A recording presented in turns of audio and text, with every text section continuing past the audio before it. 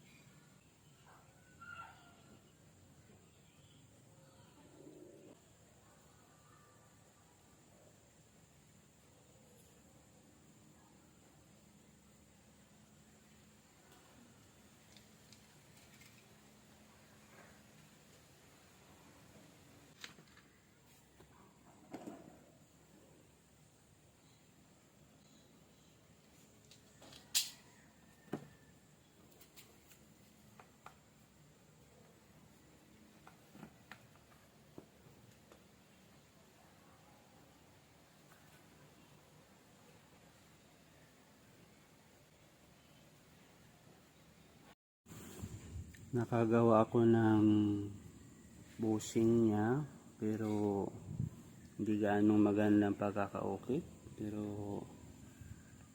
parang okay na nga siguro to. Subukan natin.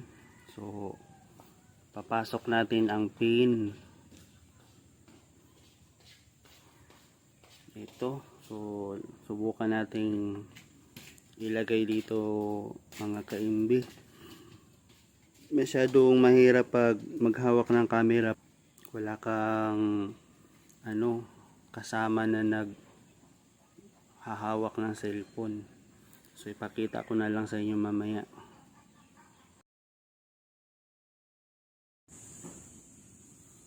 Update mga ka-MB, ito na po, ito ay nalagyan na natin ng bushing. So salamat kay Boss Joey Binaraw na nagbigay sa atin ng tips kung paano palitan. Bagamat ito ay hindi masyadong perfecto, pero ito ay parang matibay na rin.